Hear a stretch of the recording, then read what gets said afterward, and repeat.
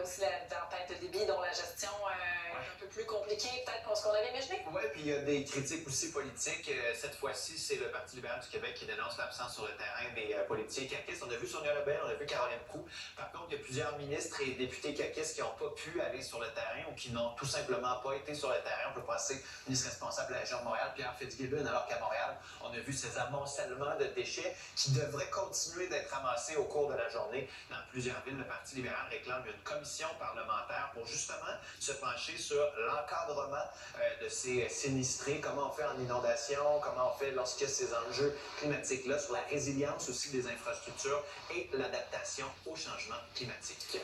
Et on apprend que ça n'a pas nécessairement été une excellente saison pour la pêche au saumon. Oui, en tout cas, j'en ai parlé moi, avec plusieurs pêcheurs qui nous disaient à quel point ça avait été difficile cette année. On avait au début de l'année, d'ailleurs, au ministère de l'Environnement, obligé la remise à l'eau de tous les saumons. Des fois, dans certaines rivières, on permettait d'en garder un, mais là, c'est obligatoire de toutes les remettre à l'eau cette année et les chiffres sont assez dramatiques. Là. Normalement, c'est à peu près 250 à 300 grands saumons par année dans les rivières. On est autour de 70, baisse importante de 50 à 75% des montaisons. Les rivières sont basses, l'eau a été chaude. Et ce qu'on voit aussi, c'est qu'il y a beaucoup moins de petits saumons dans les rivières. Donc, est-ce qu'ils restent dans le fleuve? Est-ce qu'ils sont ailleurs? Ou est-ce qu'il y en a tout simplement moins? Et donc, les prochaines années risquent encore une fois d'être difficiles. Alors, pour les pêcheurs de saumon, qui est quand même une industrie importante pour l'Est du Québec, ça n'a pas été toute une année. 9h32 bientôt, Philippe Vincent, aux informations. On a appris que la Ville de Montréal souhaite déplacer la maison Benoît Labre. Oui, exactement. On en a beaucoup parlé parce que la cohabitation entre les utilisateurs de la maison Benoît Labre, notamment pour un site d'injection supervisé, les itinérants aussi, était assez difficile. Et là, Annick, on a fait cette demande officiellement. Là. Oui, et donc la Ville a fait cette demande-là au ministre Lionel Carman, c'est ce qu'on a appris. Et là, je tiens à faire une précision parce que ça ne nous a pas été expliqué de la même façon ce matin que ça a été lors de la séance du Conseil de Ville hier. C'est-à-dire que c'est le service de jour qui sera déplacé et non pas le centre d'inhalation. Donc ça va rester vraiment sur place, tout près de l'école.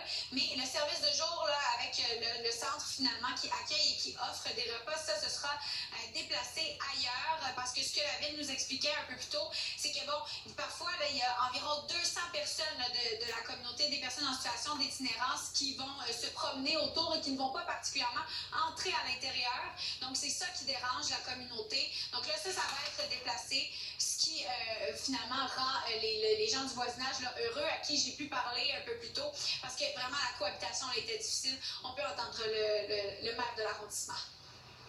Malgré tout ce qui a été fait par l'organisme, tout ce qui a été fait par l'arrondissement, par la Ville de Montréal, par le milieu de la santé, par le SPVM, par REMIS, force est d'admettre qu'il y a un sentiment d'insécurité important dans ce secteur-là de Saint-Henri, que la cohabitation sociale est difficile. Et à la veille de la rentrée scolaire, on était préoccupés. Alors, il faut s'assurer que ces services-là qui sont essentiels puissent être relocalisés.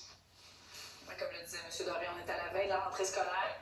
Un autre sujet qui revient année après année, c'est les besoins en matière de déjeuner pour ces plus de 180 000 enfants au Québec qui partent comme ça à l'école sans avoir accès à un petit déjeuner. Et donc, on accueille notre invitée Marie-Claude de Bienvenue, qui est vice-présidente relations gouvernementales et municipales pour le Québec, Club des petits déjeuners. Merci d'être avec nous ce matin. Merci de me recevoir. Même si la raison pour laquelle on vous reçoit n'en est pas une de réjouissance, parce que la situation s'aggrave d'année en année, les besoins sont de plus en plus grands. Oui, absolument. Dans les 3 dernières années, on a observé une forte hausse de la demande. On est passé de 40 000 enfants quotidiennement rejoints à près de 90 000 enfants quotidiennement. Et cette année, on a encore 2 000 enfants supplémentaires qui vont s'ajouter, ce qu'on sait là, en date d'aujourd'hui. Ouais. Donc, on sait que on appréhende là, que ça va continuer d'augmenter là, au cours de l'année. Comment ça fonctionne pour un jeune en termes de besoins alimentaires? Parce que le Club des petits déjeuners, il y a des programmes qui existent dans certaines écoles, mais qui commencent juste à la fin septembre, début octobre. Donc, un enfant qui a faim a quoi comme service en ce moment dans les écoles? OK, actuellement, dès la rentrée, il y a des écoles qui ont la capacité de pouvoir démarrer tout de suite. Okay. Nous, on met tout en place pour qu'ils puissent démarrer là, le jour 1 de la rentrée des classes. Par contre, il y a des écoles qui disent, écoutez, nous, il y a tellement tellement de travail à faire qu'on ne peut pas tout de suite le mettre en place, mais on s'active très, très rapidement pour pouvoir le faire. Donc, comment ça fonctionne? Bien, nous, au Québec, les écoles sont numérotées de 8 à 10, 10 étant les plus défavorisées. Donc, nous, on s'active plutôt dans les écoles défavorisées. Okay. Alors, c'est comme ça que ça fonctionne. Et tous les matins, c'est important pour nous, là, c'est tous les matins du calendrier scolaire et même les journées pédagogiques où on peut être présent également. Puis les enfants reçoivent vraiment les trois aliments essentiels, là. Protéines, des grains entiers, plus des fruits frais tous les matins. Et il y a une variété d'aliments qui sont servis aux enfants. Étant donné que les besoins grandissent, on a aussi besoin de la générosité des gens, donc vous lancez une campagne. Oui, c'est absolument essentiel. On a besoin de tout le monde. Les gouvernements ont fait des efforts, effectivement, vous l'avez vu l'année dernière, tout ça, mais c'est pas suffisant. Il faut vraiment continuer, puis on compte vraiment sur l'appui de tout le monde. Le club va bientôt avoir 30 ans, et pour nous, c'est l'affaire de tous de nourrir les enfants, donc cette campagne-là est essentielle. Puis il y a plein de façons de nous aider, juste à se rendre sur notre site web, puis avec toutes les façons de nous aider seront présentes, puis c'est notre plus grande campagne de l'année. Donc, on compte vraiment sur la générosité des gens. À quel point les temps sont difficiles, puis quasiment partout. Là, on le voit dans les banques alimentaires, on avait des lignes extraordinaires, on n'arrivait plus à répondre à la demande. On en parlait avec des médias l'hiver dernier. Hier, on parlait des sacs à dos, des jeunes qui n'arrivent pas à avoir un sac à dos avec tous les effets scolaires. Vous, c'est l'alimentation. À un moment donné, à avoir les deux pieds dedans depuis une vingtaine d'années, est-ce que vous dites, hey, on recule? Ou on avance, ou parce que ultimement, vos programmes ne devraient pas exister. Là. Il n'y a pas d'enfants qui devraient avoir le ventre vide pour aller à l'école, mais avez-vous l'impression qu'on recule ou qu'on s'améliore? Ou... Mais en fait, les besoins augmentent. Là, je veux dire, on le sait, le coût de la vie a beaucoup augmenté, même si l'inflation tente à vouloir diminuer en ce moment. La nourriture, elle ne diminue pas. Ça augmente, les moyens ça augmente. C'est ça, exactement. Donc, où on s'en va, nous, notre souhait, c'est intéressant que vous souligniez ça, on souhaite ne plus exister. C'est notre souhait ultime. Donc, on souhaite mettre en place un programme d'alimentation scolaire universelle pour tous les enfants, puis qu'on ne se pose pas de questions. Donc, qu'il y ait une continuité logique au CPE. Actuellement, les enfants sont nourris au CPE. Qu'il y ait une continuité logique.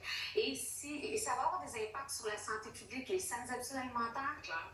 Les enfants vont être bien nourris. Les parents n'auront pas à se soucier, pas se passer à la. Il reste beaucoup de travail à faire. Mais dans ce dossier-là, ça avance, puis on continue. Ça avance pour le programme universel? Oui, ça avance, effectivement. Oh, okay. Ça avance, mais c'est pas fait. Mais ça demande encore du temps.